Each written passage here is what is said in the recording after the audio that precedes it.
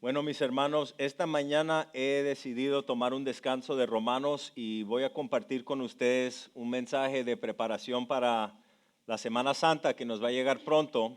El mensaje va a ser de Juan capítulo 12, desde el versículo 12 hasta el 19, y el plan va a ser que en 2 semanas seguimos en Romanos capítulo 12, y lo más probable es que voy a compartir dos mensajes con ustedes que cubren todos los dones espirituales mencionados en la Escritura.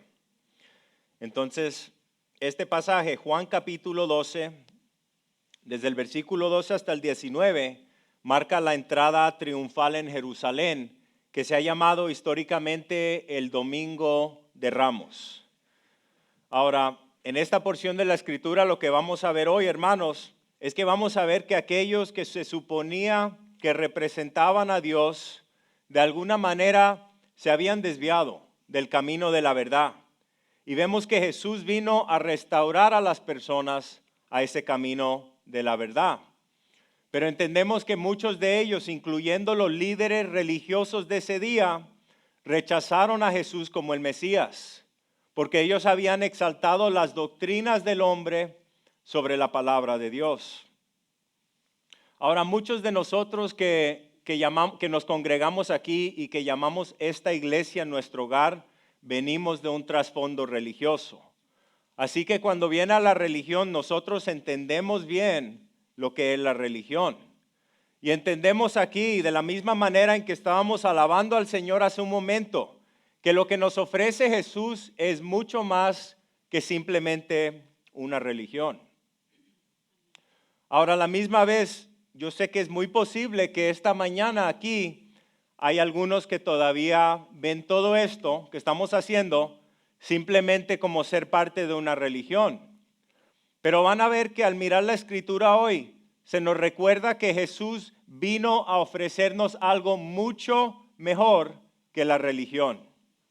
Jesús vino a ofrecernos una relación íntima y personal y una vida abundante y llena de paz para con Dios. Entonces quiero que pensemos esta pregunta en lo que empezamos este estudio.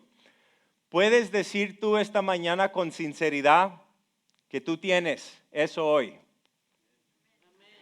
Amén. Ahora también quiero decir que esta porción de la Escritura cubre lo que nosotros llamamos históricamente la Semana Santa, que viene siendo la última semana final de Jesucristo en la tierra. Y es interesante porque en los 4 evangelios hay 89 capítulos juntos, si los combinas todos. 29 de esos capítulos cubren la última semana, la Semana Santa. En otras palabras, eso significa que nuestro Dios le ha dado una gran importancia a lo que nosotros llamamos la Semana Santa. Antes de que miremos versículo 12 hasta el 19, quiero más o menos darles un breve repaso del versículo 1 hasta el 11.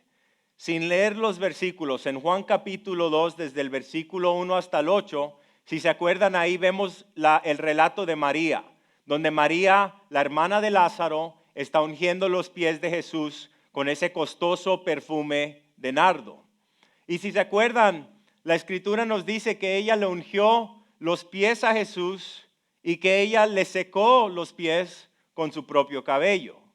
Y dice la Escritura que en ese momento la casa se llenó con una fragancia bella del perfume.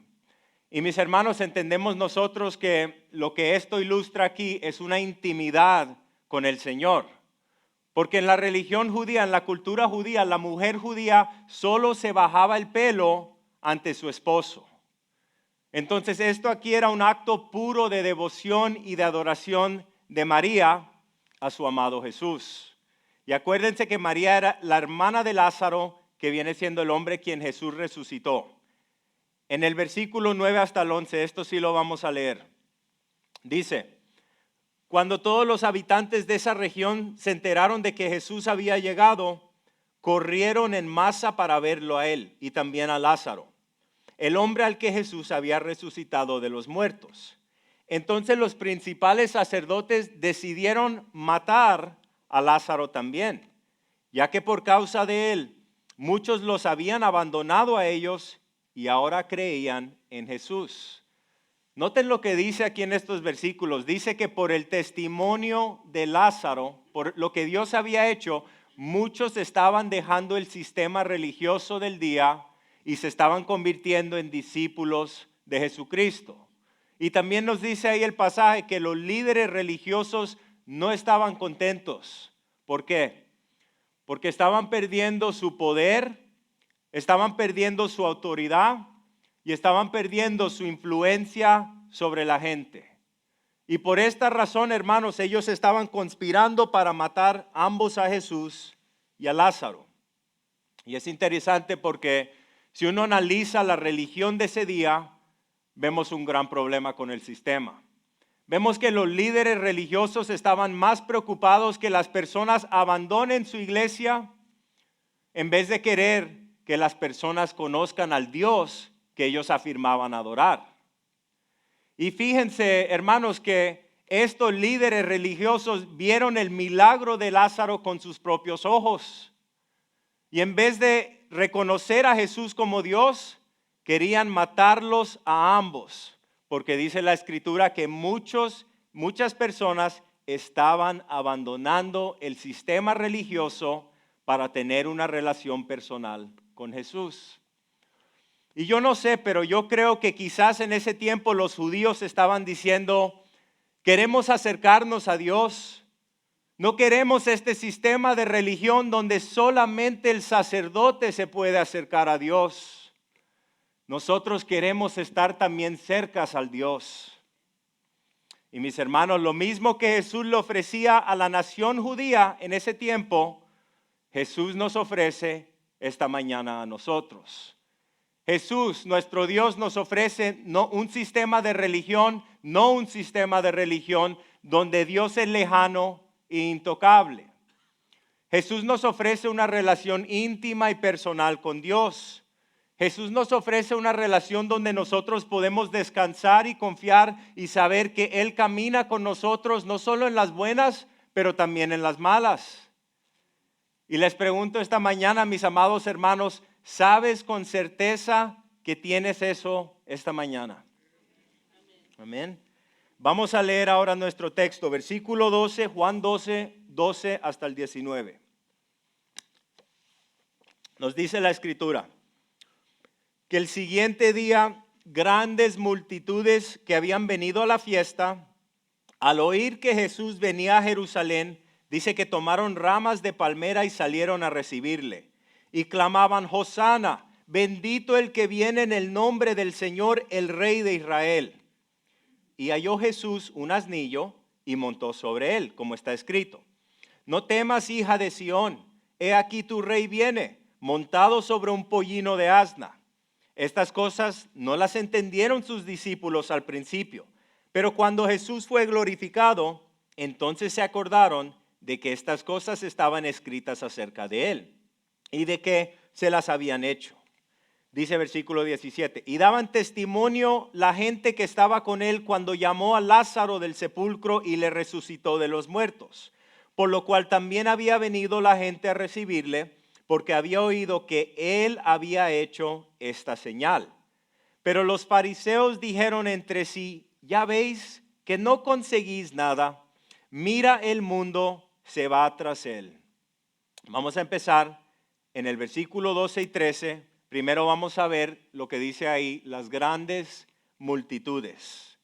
Dice otra vez, versículo 12, el siguiente día, grandes multitudes que habían venido a la fiesta, al oír que Jesús venía a Jerusalén, tomaron ramas de palmera y salieron a recibirle y clamaban, Hosana, bendito el que viene en el nombre del Señor, el Rey de Israel.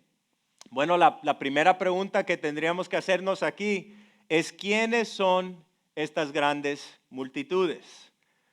Pues la Escritura nos dice, hermanos, que eran miles y miles de personas religiosas que habían venido a Jerusalén para celebrar el festival de la Pascua. Acuérdense que en la religión judía habían 3 fiestas obligatorias para todo judío. Habían la fiesta de Pascua, la fiesta de Pentecostés y la fiesta de Tabernáculos. Y en la Pascua lo que celebraban era la liberación de Egipto, las 10 plagas. Pero si lo pensamos, cada año era lo mismo. Cada año eran las mismas rutas subiendo a Jerusalén. Cada año eran los mismos rituales. Cada año eran las mismas oraciones prescritas, las mismas palabras, año tras año tras año. Y mis hermanos, es fácil perderse en esa rutina.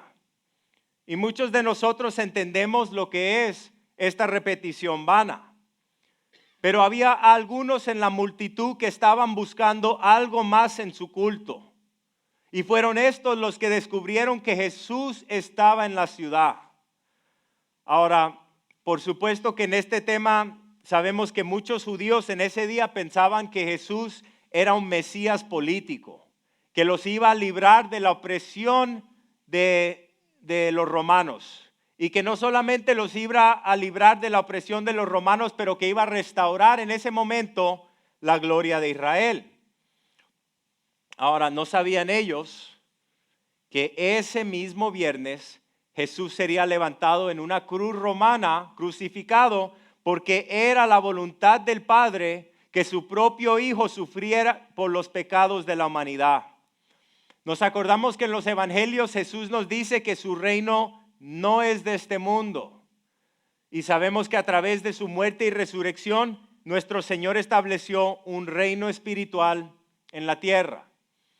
En respecto a esto, hermanos, en el calendario judío, el día cuando Jesús entró a Jerusalén es lo que llamamos el 10º día de Nisán. Ese día, el 10º día de Nisán, era el día cuando las familias judías seleccionaban el cordero, que en el día 14 de Nisán iban a sacrificar para la Pascua.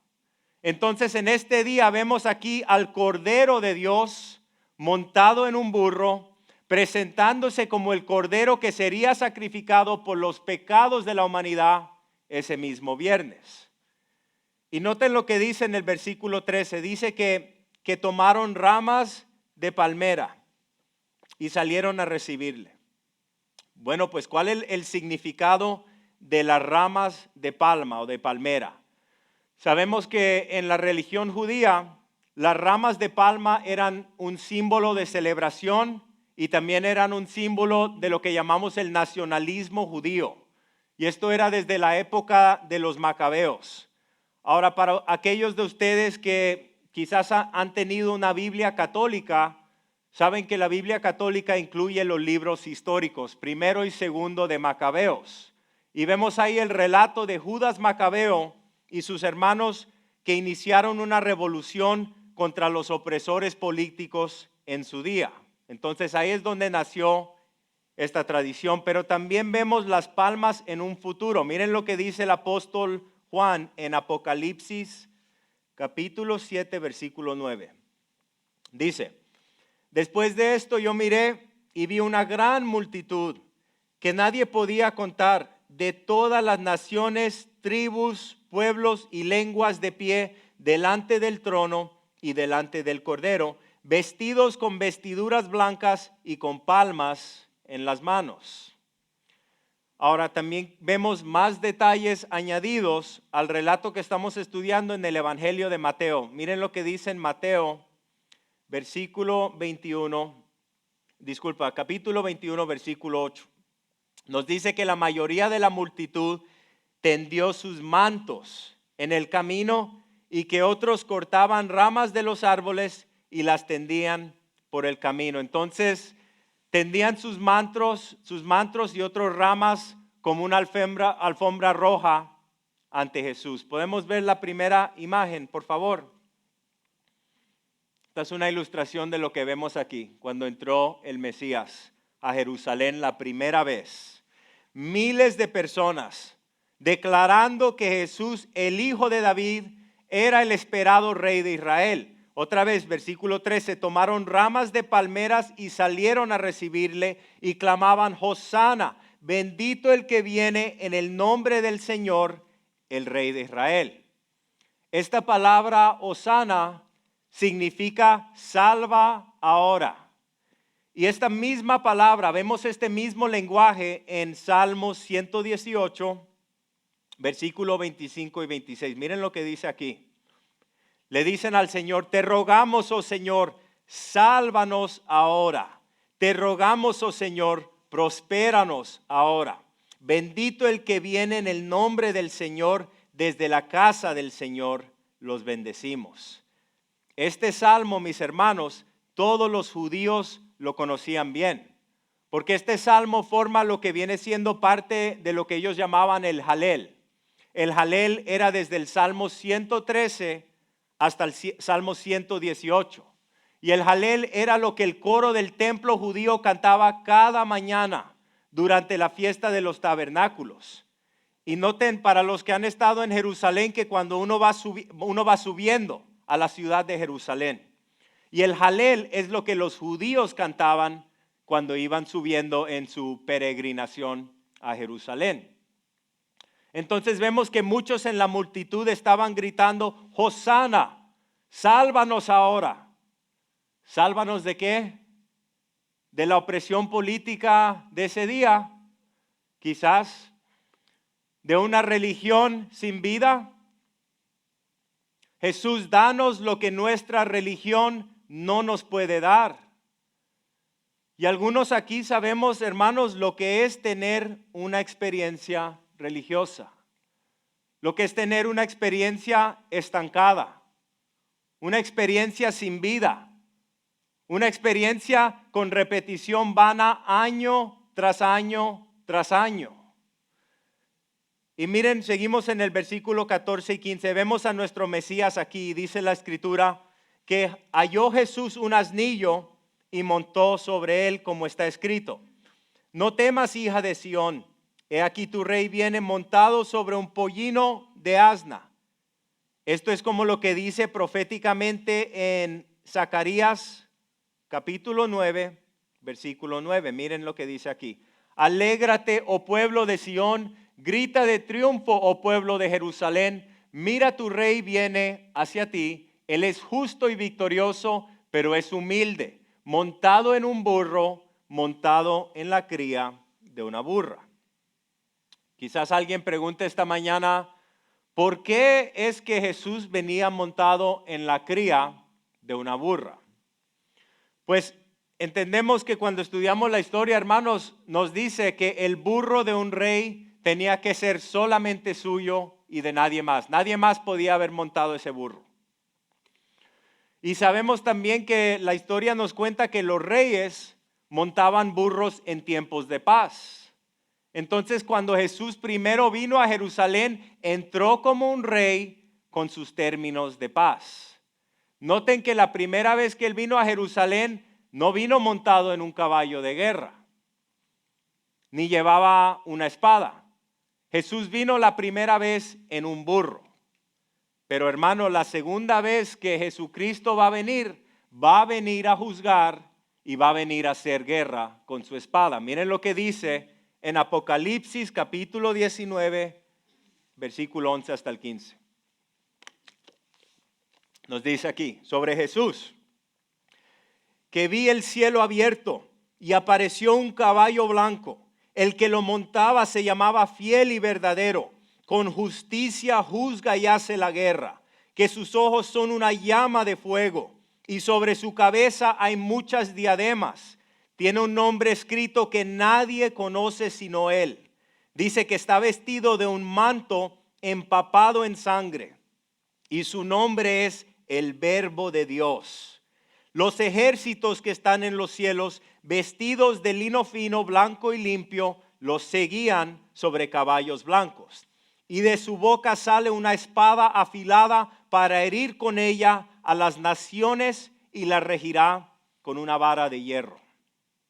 Ese es nuestro Jesús. Miren la imagen. Esto es más o menos una imagen que encontré ahí. Muy diferente lo que vemos en la primera entrada de Jesús y el regreso de nuestro Redentor Jesucristo. Esto es para aquellos que rechazan sus términos de paz. Este Jesús es para los que rechazan a Jesús como su Señor y su Salvador. Si lo rechazamos como Señor y su Salvador, lo vamos a tener que conocer como nuestro juez. Ahora seguimos en el versículo 16, Juan 12, 16. Noten lo que vemos en la vida de sus seguidores, de los discípulos de Cristo. Dice, estas cosas no las entendieron sus discípulos al principio, pero cuando Jesús fue glorificado, entonces se acordaron de que estas cosas estaban escritas acerca de él y de que se las habían hecho. Entonces los discípulos en ese momento no sabían que la profecía de Zacarías había sido escrita acerca de él. Imagínense eso, los discípulos, aunque cercanos a Jesús, caminaron con él por 3 años, participaron en los milagros y en todos los eventos de Jesús, pero aún así ellos no entendían todo lo que ellos estaban pasando. Y nos dice la Escritura que la fe de los discípulos era débil y que por eso ellos necesitaban el ministerio del Espíritu Santo. Miren lo que dice en Juan capítulo 16, versículo 12 y 13. Dice Jesús, me queda aún mucho más que quisiera decirles, pero en este momento no pueden soportarlo. Cuando venga el Espíritu de verdad, Él los guiará a toda la verdad. Entonces otra vez los discípulos de Jesús, cuando estaban pasando esto, ellos no estaban entendiendo todo lo que estaban pasando en ese momento, pero más tarde lo iban a entender. Y como punto de aplicación, mis hermanos, es igual para nosotros. No siempre vamos a entender lo que Jesús está haciendo en este momento en nuestra vida. Pero cuando elegimos seguir caminando con Jesús, seguir confiando en el Señor, más tarde siempre podemos mirar hacia atrás con asombro cuando vemos la fidelidad de Dios. Amén. Versículos 17 y 18. Y aquí vemos que muchos vieron los milagros y las obras de Jesús con sus propios ojos. Dice la Escritura, y daba testimonio la gente que estaba con él cuando llamó a Lázaro del sepulcro y le resucitó de los muertos. Por lo cual también había venido la gente a recibirle, porque había oído que él había hecho esta señal. Entonces aquí vemos que ellos vieron las obras de Dios y ellos estaban dando testimonio a otros. Y como punto de aplicación, hermanos, cuando una persona ve a Dios moviéndose en su vida, debemos compartir con otros lo que Dios está haciendo en nuestra vida. Y les digo que algunos van a pensar que eres medio raro siempre hablando de Dios. ¿Qué le pasa a esta persona?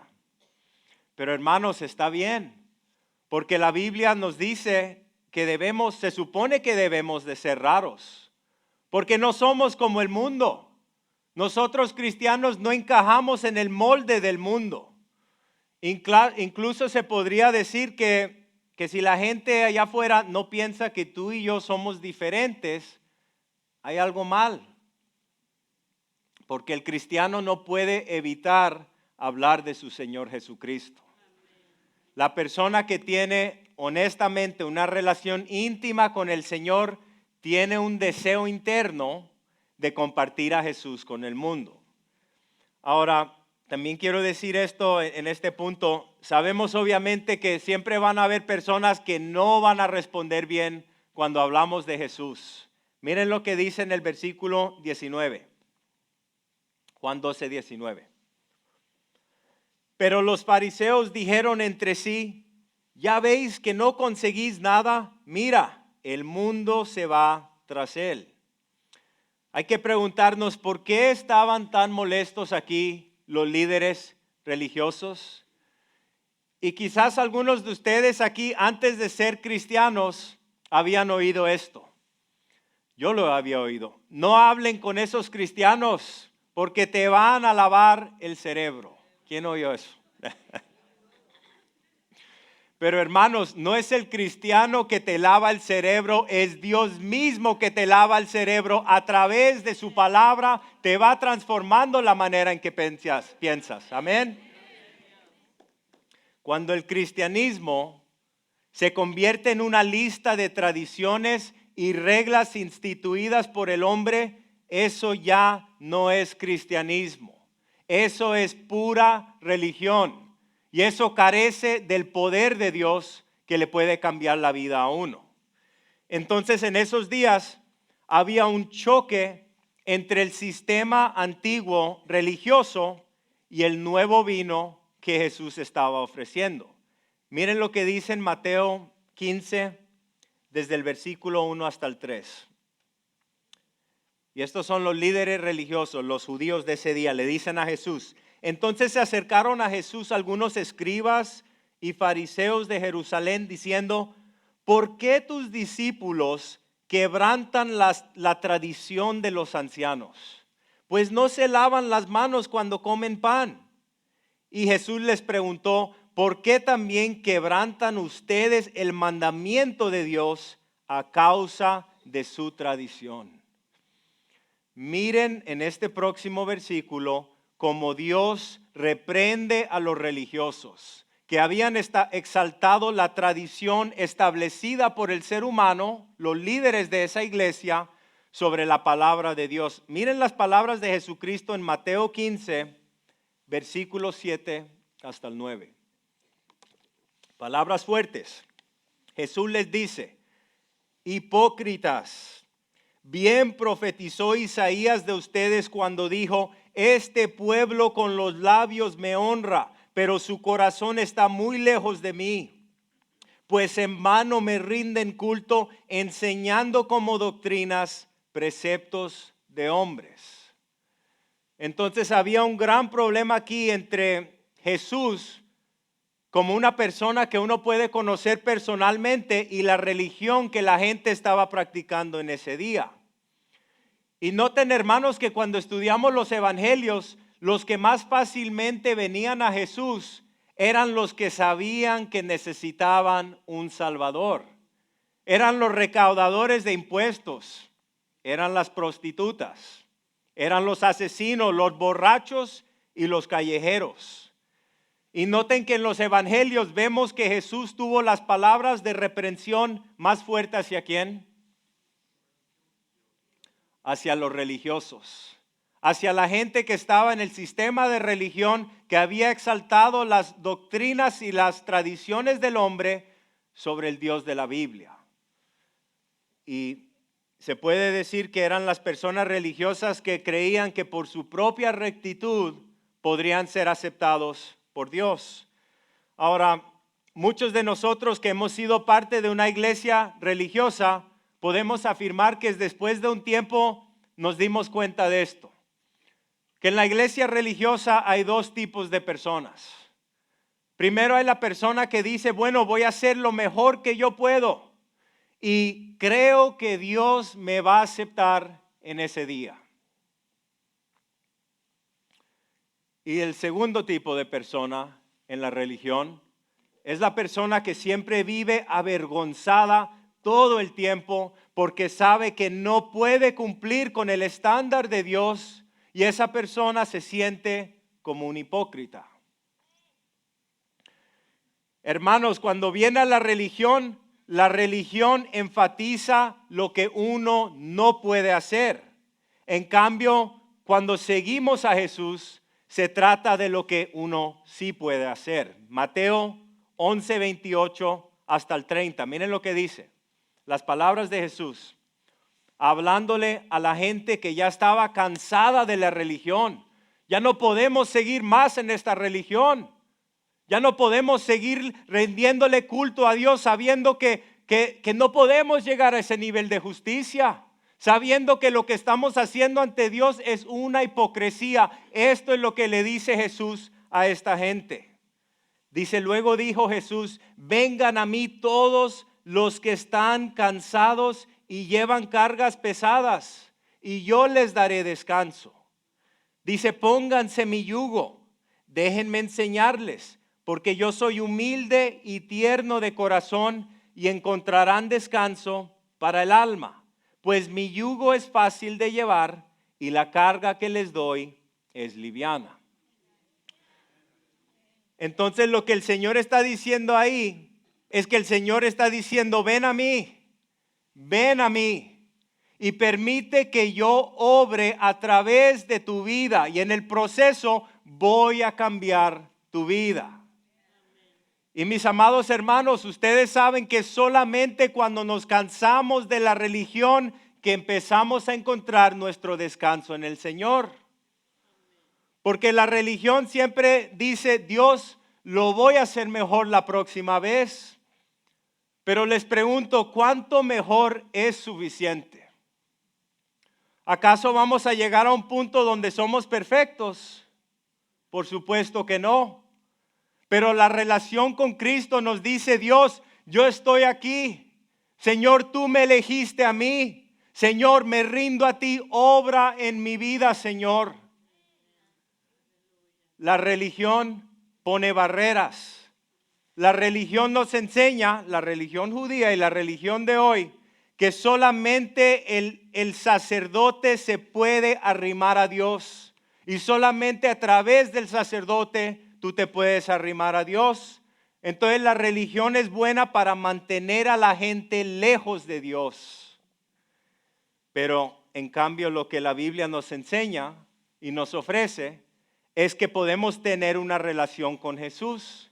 Es que podemos venir todos los días, mañana tras mañana, a Dios con todos nuestros fracasos, todas nuestras batallas, todas nuestras dudas, y podemos venir a Jesús en arrepentimiento y fe. Y la Escritura nos dice que Dios te abraza y que Dios te recibe como su propio hijo, hija, y que Dios empieza a transformar tu vida, a cambiar, a darte victoria donde antes solamente fallabas, porque el Espíritu de Dios que mora en ti está cambiando las cosas que tú no puedes cambiar. Solamente el Espíritu de Dios nos puede santificar. Solamente Dios puede operar en nuestra vida y hacernos que vivamos y reflejemos una vida agradable a Dios.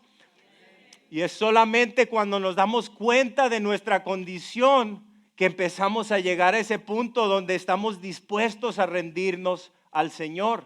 Si no has llegado a ese punto, lo que pasa es que vienes un día tras día a la iglesia y oyes un sermón y dices, bueno, voy a intentar de obedecer y cambiar mi vida. Pero nunca lo vas a poder hacer hasta que te rindas completamente al Señor. Ahora, ¿qué pasa cuando nos rendimos al Señor? Pues en ese momento donde entendemos que Cristo murió por todos nuestros pecados, que Cristo vivió la vida perfecta que ninguno de nosotros podemos vivir, que Cristo cumplió todos los requisitos del estándar de justicia del juez de toda la tierra, y que si estamos dispuestos a mirar a la cruz, a poner toda nuestra confianza absoluta solamente en esa cruz, que Dios Padre nos da la justicia de Cristo, que nos reviste con la justicia de Jesucristo, y que ahora ya no somos enemigos de Dios, pero que ahora aún con todas nuestras fallas y batallas somos aceptados en el amado. Podemos clamar a Dios, podemos venir con seguridad y confianza sabiendo que Dios va a completar lo que Dios ha empezado en nuestra vida. Y vemos que día tras día, no importa la circunstancia o la dificultad que estemos pasando, el Señor empieza a derramar sus bendiciones sobre nuestra vida. Y lo que pasa es que comenzamos a aprender a caminar en la libertad del amor de Dios y la aceptación de Dios. Y lo que pasa en ese proceso, en lo que nos volvemos de una persona religiosa a una persona que entiende lo que es tener una relación íntima con el Señor, es que nuestra vida comienza a cambiar. Nuestros deseos comienzan a cambiar. Poco a poco puede ser una persona religiosa que empezó con una larga lista de todas las cosas que yo no puedo hacer, a una persona que ahora tiene una relación personal con Dios mismo, que entiende que la única razón por que ha sido aceptado en el amado es por el sacrificio y la sangre de Cristo, no por sus propias obras. Entonces, es en ese punto, mis amados hermanos, donde el Señor tiene la libertad para obrar más y más en nuestra vida cada día. La religión siempre te dice, tienes que darle más duro, tienes que trabajar duro en tu camino hacia Dios. Pero Jesús dice, ven a mí, yo soy el camino a Dios. La religión te dice todo lo que tienes que hacer. En cambio, el Evangelio te dice todo lo que Dios ya ha hecho por ti.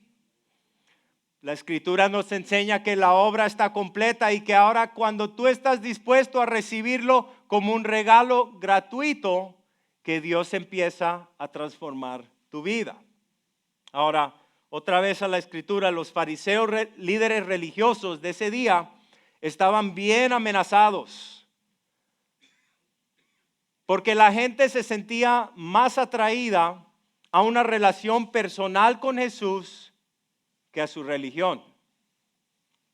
Entonces, en cierre, debemos recordarnos, hermanos, que como Jesús entró montado en un burro, ofreciendo a las personas religiosas sus términos de paz a través de una relación personal con Dios, debemos preguntarnos esta mañana, cada uno de nosotros, ¿estamos viviendo simplemente con un sistema de reglas y límites de lo que no debemos hacer? ¿Tenemos una experiencia espiritual monótona y sin vida? ¿O estamos caminando con Dios en la persona de Jesucristo? Podemos decir esta mañana que conocemos a Dios íntimamente y personalmente. Podemos decir que tenemos una relación viva y abundante con el Señor. Y podemos decir que entendemos que toda nuestra religión no nos ganará el favor de Dios. Solamente una relación personal con Dios a través de Jesucristo es lo que nos hace aceptables en el amado, altamente favorecidos, dice la Escritura, por el juez soberano de toda la tierra. Jesús vino, hermanos, a ofrecernos algo mucho mejor que simplemente una religión. Jesús vino a ofrecernos una relación personal y íntima, una relación para con Dios donde cada persona que lo recibe por fe puede tener una vida abundante. Dice la Escritura, una vida llena de paz para con Dios. Y les pregunto otra vez, ¿puedes decir con sinceridad esta mañana que tú tienes eso con Dios? Ahora, si tienes alguna duda esta mañana, si tienes cualquier duda en tu corazón acerca de dónde te encuentras con Dios, no esperes más, porque nunca se sabe lo que va a pasar cuando salgas por esas puertas. Quiero tomar un momento para orar. El equipo de alabanza va a subir y después de eso voy a dar una invitación. Señor, esta mañana queremos darte gracias, Señor, por tu palabra. Queremos darte gracias que tu palabra es una espada de doble filo, que tu palabra nos enseña nuestra condición, que podemos afirmar, Señor, que no tenemos nada bueno que ofrecerte por nuestra propia fuerza y nuestra propia voluntad, que aún en nuestro mejor día, Señor, nuestras buenas obras están manchadas, Señor, porque tantas veces aún las cosas buenas que hacemos, lo hacemos con intenciones impuras. Pero gracias, Señor, que eres tú el que obra en la vida y en el corazón de cada persona que se da cuenta que necesita ser salva. De cada persona que está dispuesta a humillarse ante ti y decir, Señor, ya no quiero ser una persona religiosa. Ya no quiero vivir esta vida hipócrita. Yo quiero tener una relación íntima contigo, Padre, a través de Jesús. Yo quiero tener gozo y paz en mi relación para con Dios. Y esta mañana, Señor, te pido que tú obres en este lugar. Y te pido, Señor, que si hay personas aquí y tú los estás llamando a ti esta mañana, Señor, que tú les des un corazón tierno y dispuesto, que esta mañana sea un día de gozo, que esta mañana se rindan a ti, que esta mañana vengan a ti en arrepentimiento y fe, y que esta mañana tú los salves, Señor, y tu Espíritu Santo los llene, Señor, y tú les cambies la vida, Señor. Hazlo, Señor, para tu honra y tu gloria, en el nombre de Jesús. Amén. Ahora, quiero decir que yo entiendo que esta mañana no todos aquí han recibido a Jesucristo como su Señor y Salvador. Y quizás esta mañana tú vienes a la iglesia y has estado viniendo a la iglesia, pero si eres honesto, hoy dirías que no tienes alegría, que no tienes una paz duradera en tu vida. Y quiero que sepas que si esa eres tú esta mañana, Dios te lo está ofreciendo a ti hoy. Y si Dios te está hablando esta mañana a tu corazón, responde al llamado de Dios. Recibe al Señor, confía en el Señor. Mis hermanos, la moralidad y las buenas obras, por supuesto, eso es parte de la vida de todo cristiano. Pero eso en sí mismo no nos puede salvar. Lo único que puede salvar a una persona es venir a Dios. Es venir a Dios y primero admitir que soy un pecador, y esto me incluye a mí. Porque no hay ningún programa, no hay ningún sacerdote, no hay ningún pastor que me puede arreglar. Es un problema interno del corazón y solamente Dios lo puede arreglar. Y eso nos lleva a la segunda cosa, que es creer no solamente con nuestra cabeza, no es solamente afirmar intelectualmente que Cristo es el Hijo de Dios, pero es creer, mis hermanos, con todo nuestro ser, con nuestro corazón. Es en este momento transferir nuestra confianza de todo lo que nosotros estamos haciendo por Dios a lo que Cristo hizo por nosotros en la cruz. Porque, hermanos, la Escritura afirma que Cristo murió la muerte que todos nos merecemos por nuestros pecados y nuestra rebelión a Dios. Y que Cristo es el único que ha podido vivir una vida de obediencia perfecta, porque Dios Padre requiere absoluta obediencia a la ley moral de Dios para ser salvo. Y como ninguno de nosotros podemos cumplir ese requisito, es solamente antes, cuando nos humillamos ante Cristo, que podemos ser salvos y ser parte de la familia de Dios. Y la tercera parte, si entendemos eso, es confesar a Cristo como nuestro Señor. Es decir, esta mañana, Dios, tú eres el jefe de mi vida. Porque Dios no murió en una cruz solamente para que le dedicáramos nuestro domingo o 90 minutos a la semana. Dios quiere toda nuestra vida, hermanos. Y lo que tenemos aquí en este lugar no es simplemente una religión. Lo que tenemos aquí es una relación íntima con Dios. La religión siempre te dice, ven, tienes que ser parte de este grupo y tienes que hacer todas estas cosas. La relación te dice, ven a esta persona. Y la Escritura afirma que para ser salvo, tienes que poner tu confianza absoluta en Cristo. Y miren lo que dice en Romanos 10, 9 y 11, 9 hasta el 11. Si entiendes este mensaje, que si confiesas con tu boca a Jesús por Señor y tú crees en tu corazón que Dios lo resucitó de entre los muertos, serás salvo. Porque con el corazón se cree para justicia y con la boca se confiesa para la salvación. Pues la Escritura dice, todo el que cree en Él no será avergonzado. Entonces lo que pasa es que entendemos el mensaje, estamos dispuestos a recibir al Señor y lo que está pasando en nuestro corazón es algo que profesamos ante el pueblo de Dios con nuestros labios. Vamos a cerrar este tiempo de estudio, vamos a cerrar los ojos, por favor. Y esta mañana no sé dónde te encuentras hoy con Dios. No sé dónde te encuentras con el Señor, pero quizás esta mañana hay algunos con nosotros en persona o algunos con nosotros vía la red social, que esta mañana tú dirías que te has alejado del Señor o que te has dado cuenta que no tienes una intimidad, una relación personal con el Señor y Dios te está llamando esta mañana. Y esta mañana puedes tener gozo y paz duradera en tu vida si recibes a Cristo en tu corazón. Con los ojos cerrados les pregunto, ¿hay alguien aquí esta mañana que puede ser sincero y decir, yo estoy listo para rendir mi vida a Jesús? ¿Hay alguien aquí que necesita oración esta mañana? Amén. Amén, hermanos. Si has entendido este mensaje y deseas recibir al Señor, vamos a orar esta oración todos juntos. Señor Jesús, yo creo que eres el Hijo de Dios